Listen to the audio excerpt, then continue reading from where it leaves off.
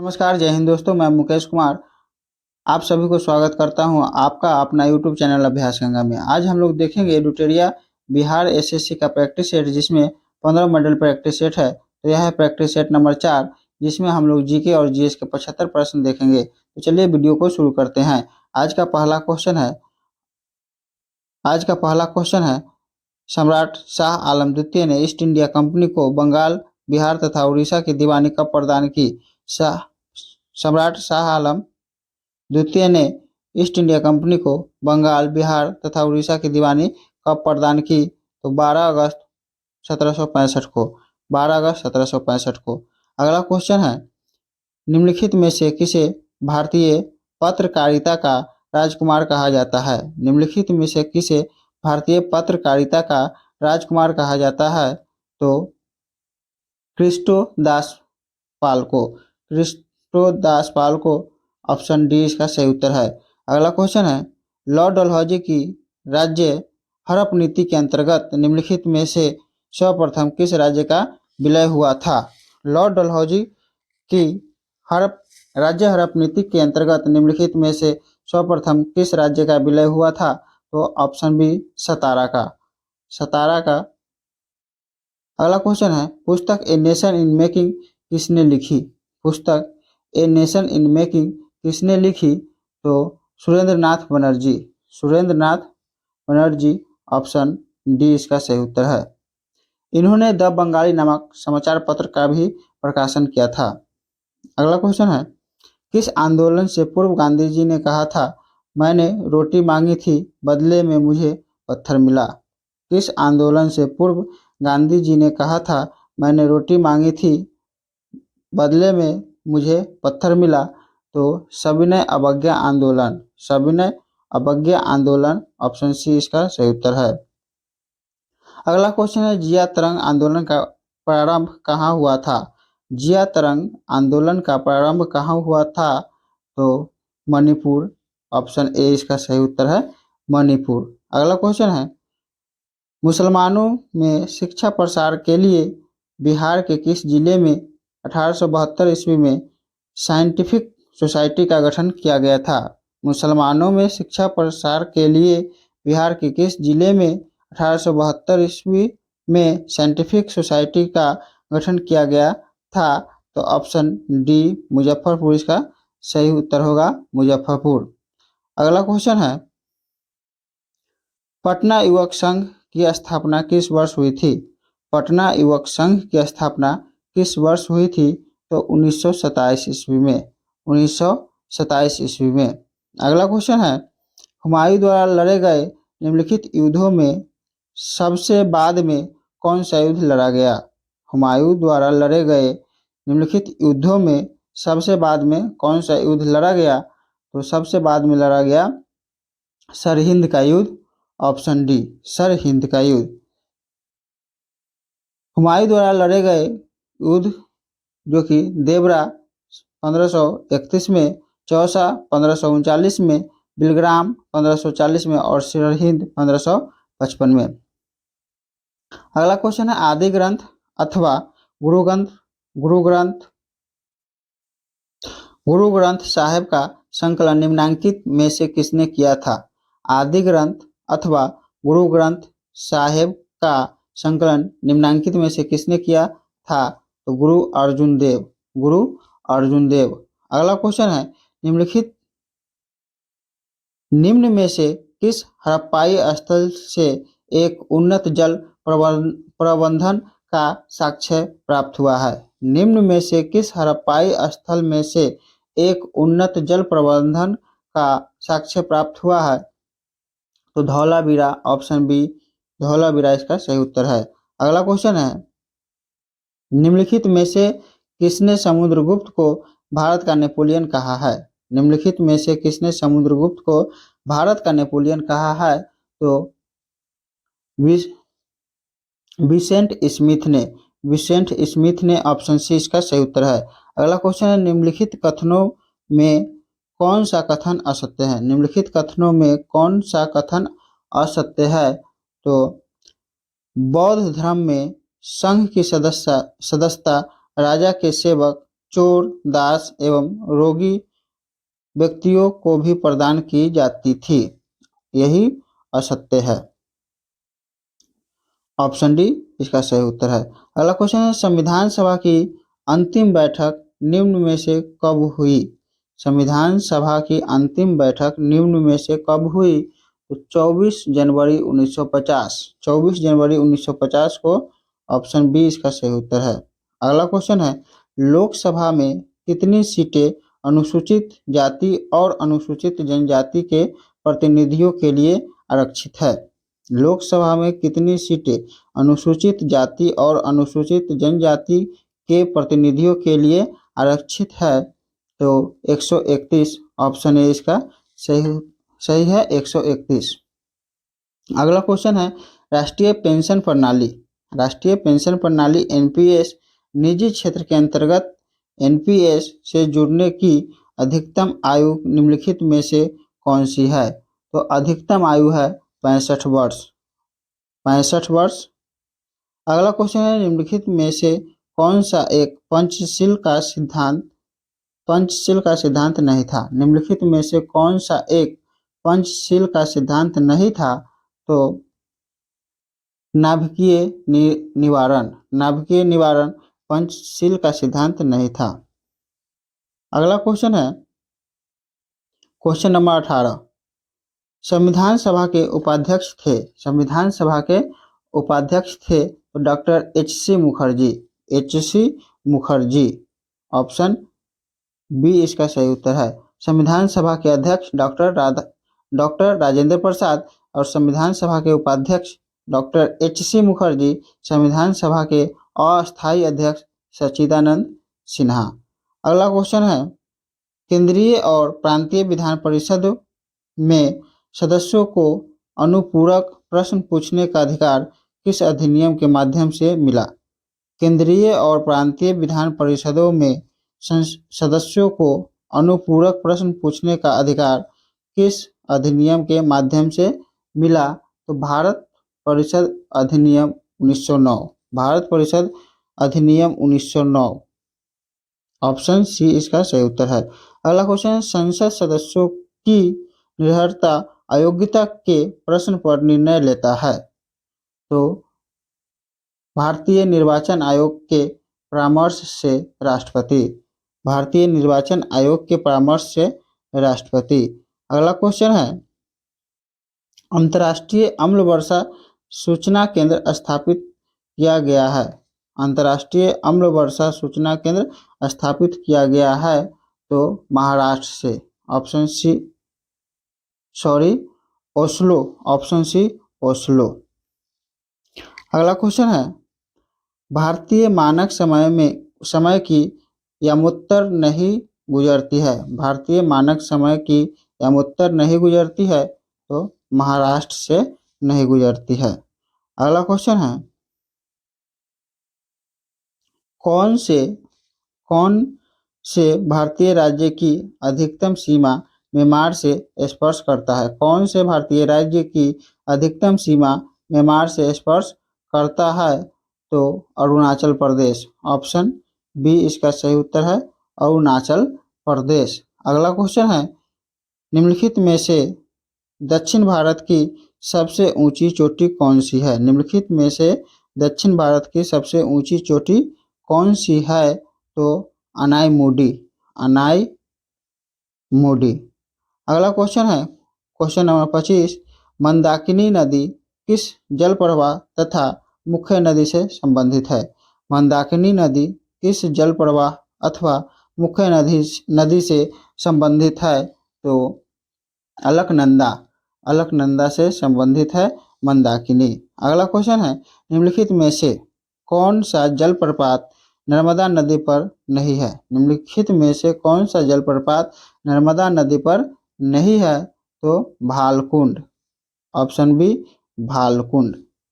अगला क्वेश्चन है question number 27। कौन सा राज्य समूह भाखड़ा नंगल परियोजना से जल प्राप्त करता है?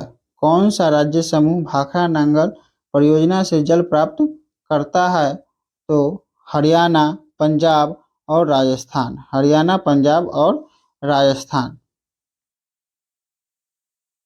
अगला क्वेश्चन है क्वेश्चन नंबर 28। भारत में आर्थिक उदारीकरण शुरू हुआ। भारत में आर्थिक उदारीकरण शुरू हुआ तो औद्योगिक लाइसेंस नीति में वास्तविक बदलाव के साथ। औद्योगिक लाइसेंस नीति में वास्तविक बदलाव के साथ। अगला क्वेश्चन है नीचे दिए गए क्रेडिट रेटिंग एजेंसीज पर विचार कीजिए तथा उन्हें काल क्रमानुसार व्यवस्थित कीजिए। तो सबसे पहले CRICIL 1987 में 1987 में। उसके बाद है CARE 1993 में और ICRA 1991 में। तो इसका सही उत्तर होगा ऑप्शन ए 3-2-1 इसका सही उत्तर है। अगला क्वेश्चन है क्वेश्चन नंबर 30। निम्नलिखित युग्मों में से कौन सा सही सुमेलित नहीं है। निम्नलिखित युग्मों में से कौन सा सही सुमेलित नहीं है। तो तारापुर समिति बैंकों में ग्राहक सेवा। तारापुर समिति पूंजीगत खाते में रुपए की परिवर्तनीयता पर सलाह हेतु गठित हुई थी। तो इसका सही उत्तर हो जाएगा ऑप्शन डी। अगला क्वेश्चन है भारत में तृतीय क्षेत्र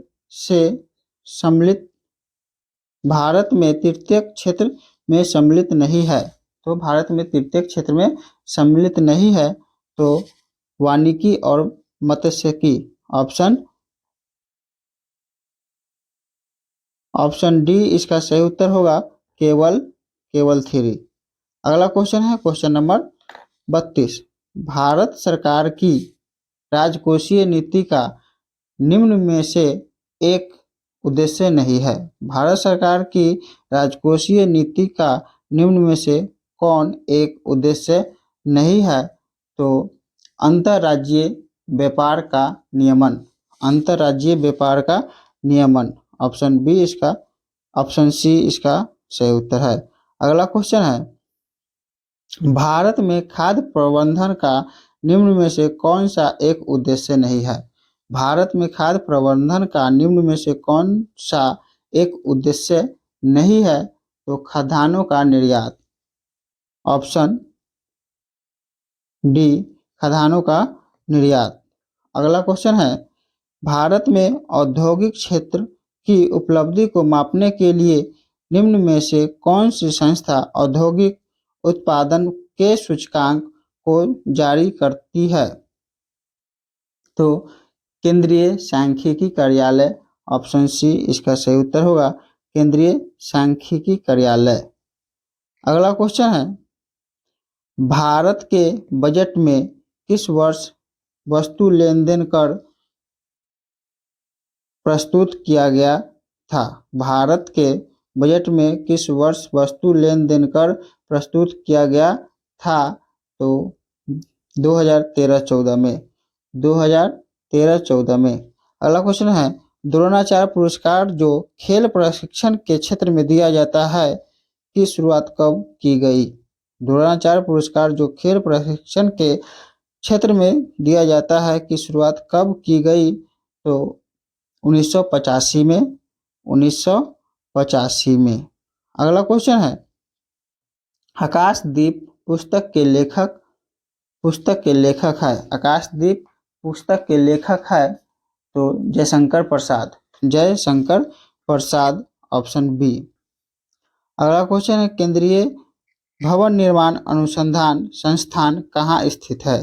केंद्रीय भवन निर्माण अनुसंधान संस्थान कहाँ स्थित है। तो रुड़की में। ऑप्शन ए रुड़की में।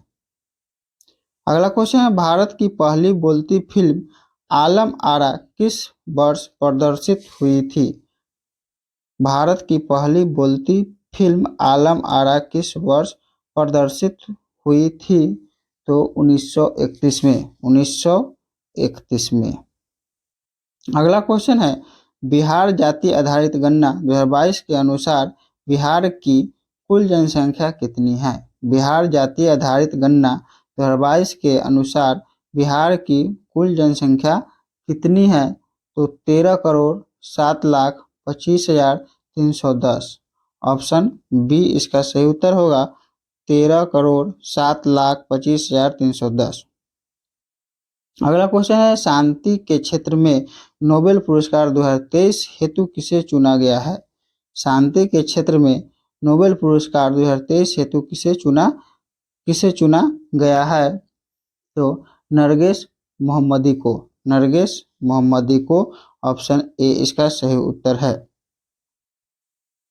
अगला क्वेश्चन है, ग्लोबल जेंडर गैप इंडेक्स प्रतिवर्ष किस संस्थान द्वारा जारी किया जाता है? ग्लोबल जेंडर गैप इंडेक्स प्रतिवर्ष किस संस्था द्वारा जारी किया जाता है?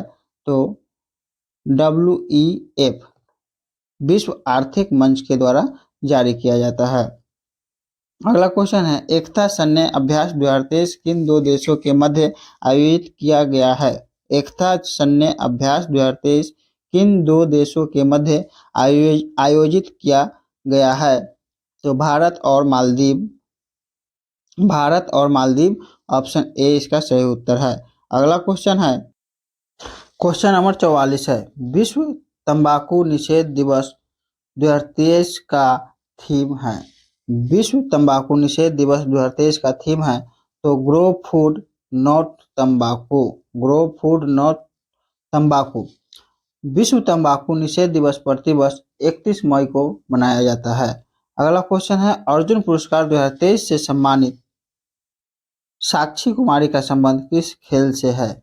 अर्जुन पुरस्कार 2023 से सम्मानित साक्षी कुमारी का संबंध किस खेल से है? तो कबड्डी से है। साक्षी कुमारी का संबंध कबड्डी से है। ऑप्शन बी इसका सही उत्तर है। अगला क्वेश्चन है, 19वां G20 सम्मेलन का आयोजन कहाँ किया जाएगा? 19वां G20 सम्मेलन का आयोजन कहाँ किया जाएगा? तो ब्राजील में। ऑप्शन बी ब्राजील में। अगला क्वेश्चन है, ऑस्ट्रेलिया ओपन 2023 महिला एकल का खिताब किसने जीता है? ऑस्ट्रेलिया ओपन 2023 महिला एकल का खिताब किसने जीता है? तो आर्याना सबालेका, आर्याना सबालेका।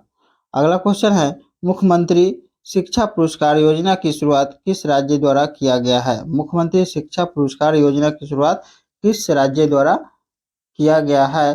तो उड़ीसा राज्य के द्वारा, उड़ीसा राज्य के द्वारा किया गया है।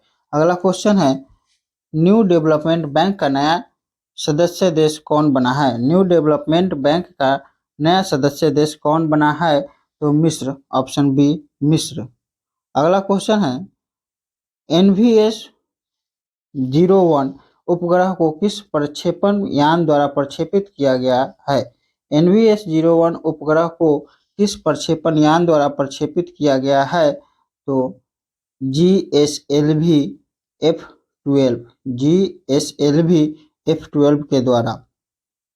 अगला क्वेश्चन है, बोरेक्स, बोरेक्स निम्न में से किस धातु का अयस्क है? बोरेक्स निम्न में से किस धातु का अयस्क है? तो ऑप्शन ए सोडियम, सोडियम का। अगला क्वेश्चन है, न्यूट्रॉन प्रोटॉन इलेक्ट्रॉन और अल्फा कण समान गतिज ऊर्जा के साथ चल रहे हैं। कणों को उनके वेगों के बढ़ते क्रम में विकल्प का चयन करें। तो अल्फा कण, neutron, proton, electron. Option A इसका सही उत्तर हो जाएगा, अल्फा कण, न्यूट्रॉन, प्रोटॉन, इलेक्ट्रॉन। अगला क्वेश्चन है, साम्यता का गुण पाया जाता है? साम्यता का गुण पाया जाता है तो द्रव एवं गैस दोनों में, द्रव एवं गैस दोनों में साम्यता का गुण पाया जाता है। अगला क्वेश्चन है, लाल रक्त कण का जीवन काल कितने दिनों का होता है? तो लाल रक्त कण का जीवन काल होता है 20 से लेकर के 120 दिन तक। 20 से 120 दिन। अगला क्वेश्चन है, ऑटो वाहनों में हाइड्रोलिक ब्रेक कार्य करते हैं। ऑटो वाहनों में हाइड्रोलिक ब्रेक कार्य करते हैं पास्कल सिद्धांत के अनुसार। ऑप्शन ए पास्कल सिद्धांत के अनुसार। अगला क्वेश्चन है, निम्नलिखित में से कौन एक अदिश राशि है? निम्नलिखित में से कौन एक अदिश राशि है? तो द्रव्यमान। ऑप्शन सी द्रव्यमान। अगला क्वेश्चन है, निम्न में से किसके कारण पृथ्वी सूर्य के चारों ओर चक्कर लगाती है? निम्न में से किसके कारण पृथ्वी सूर्य के चारों ओर चक्कर लगाती है? तो परिक्रमण। ऑप्शन बी परिक्रमण। अगला क्वेश्चन है, सुमेलित कीजिए। तो सुमेलित एक तरफ वैज्ञानिक, दूसरी तरफ आविष्कार, यानी कि एक तरफ आविष्कारक और दूसरा तरफ आविष्कार दिया हुआ है। जी मार्कोनी जो कि रेडियो के जी मार्कोनी रेडियो। तो उसके बाद है जे एल बेयर्ड टेलीविजन के, अलेक्जेंडर ग्राहम बेल टेलीफोन और थॉमस अल्वा एडिसन ग्रामोफोन। तो एक का एक, बी का 2, सी का 3 और डी का 4। ऑप्शन ए इसका सही उत्तर है। अगला क्वेश्चन है, हाइड्रोजन गैस भरा गुब्बारा। हाइड्रोजन गैस भरा गुब्बारा हवा में केवल गुब्बारा तब ही ऊपर उठता है। हवा में केवल गुब्बारा तभी ऊपर उठता है जब उसका कुल भार विस्थापित वायु के भार के बहुत कम हो। तो ऑप्शन बी इसका सही उत्तर हो जाएगा। अगला क्वेश्चन है, अवतल दर्पण में प्रतिबिंब किस स्थिति में आभासी एवं सीधा बनेगा? अवतल दर्पण में प्रतिबिंब किस स्थिति में आभासी एवं सीधा बनेगा? तो जब वस्तु अवतल दर्पण के फोकस एवं ध्रुव के मध्य हो। जब वस्तु अवतल दर्पण के फोकस एवं ध्रुव के मध्य हो। अगला है, परिपथ में धारा है। तो परिपथ में धारा है, यह फार्मूला से बनेगा। इसमें समांतर श्रेणी और श्रेणी क्रम और समांतर क्रम में जुड़ा है, अतः परिपथ में कुल प्रतिरोध होगा 1.5 एम्पियर। 1.5 एम्पियर। ऑप्शन ए इसका सही उत्तर है। अगला क्वेश्चन है, मोमबत्ती के हवा में जलने पर बनने वाला उत्पाद नहीं है। मोमबत्ती के हवा में जलने पर बनने वाला उत्पाद नहीं है, तो नाइट्रोजन। ऑप्शन ए इसका सही उत्तर है, नाइट्रोजन। अगला क्वेश्चन है, दांतों के इनेमल में कैल्शियम फास्फेट मौजूद होता है जिसकी प्रकृति है।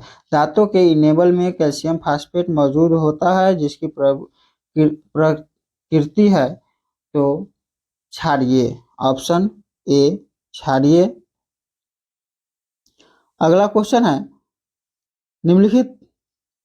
निम्नलिखित कथनों में से कौन सही है? निम्नलिखित कथनों में से कौन सही है? तो समानतः धातुएं तन्य होती है। समानतः धातुएं तन्य होती है। ऑप्शन सी इसका सही उत्तर है। अगला क्वेश्चन, कोशिका का निम्नलिखित में से कौन सा भाग निर्जीव है? कोशिका का निम्नलिखित में से कौन सा भाग निर्जीव है? तो रिक्तिका। ऑप्शन बी इसका सही उत्तर है। अगला क्वेश्चन है, निम्नलिखित में से किसे कोशिका द्रव्य का भाग नहीं माना जाएगा? निम्नलिखित में से किसे कोशिका द्रव्य का भाग नहीं माना जाएगा? तो ऑप्शन बी नाभिक।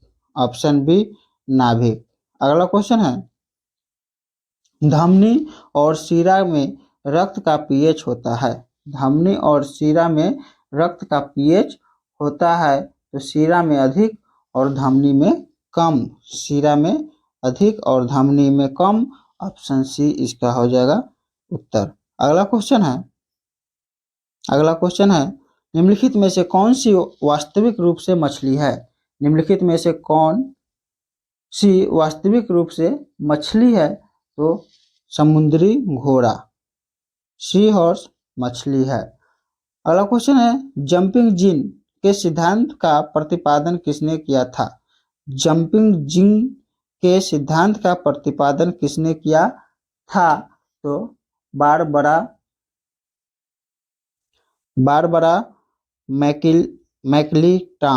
मैकलिटांग ऑप्शन सी इसका सही उत्तर है। अगला क्वेश्चन है मानव शरीर में पाए जाने वाले तत्व मात्रा अनुसार का सही क्रम है। तो मानव शरीर में पाए जाने वाले तत्व का सही क्रम है तो oxygen, carbon, hydrogen, nitrogen, calcium. Oxygen, carbon, hydrogen, nitrogen और कैल्शियम। ऑक्सीजन की मात्रा 65%, कार्बन की 18% और हाइड्रोजन 10%, नाइट्रोजन 3%, कैल्शियम 1.4% और उसके बाद है फास्फोरस 1.1%। तो सबसे अधिक ऑक्सीजन। अगला क्वेश्चन है निम्नलिखित में से कौन सा युग्म पादप हार्मोन के संबंध में सही सुमेलित नहीं है। निम्नलिखित में से कौन सा युग्म पादप हार्मोन के संबंध में सही सुमेलित नहीं है। तो ऑक्सिन्स फल पकाने वाला सही सुमेलित नहीं है। अगला क्वेश्चन है रासायनिक परिवर्तन में शामिल है तो अवशेष या ऊर्जा की मुक्ति। रासायनिक परिवर्तन की विशेषता अवशेष या ऊर्जा की मुक्ति। ऑप्शन सी इसका सही उत्तर है। अगला क्वेश्चन है जंग एक मिश्रण है तो जंग एक मिश्रण है Fe2O3 और FeOH3। Fe2O3 और FeOH3। तो ऑप्शन सी हो जाएगा इसका सही उत्तर, ऑप्शन सी। अगला क्वेश्चन है स्मॉग किसका उदाहरण है। तो हवा में बिखरा धुआं और पानी। अगला क्वेश्चन है इनमें से कौन सा विद्युत का सर्वोत्तम चालक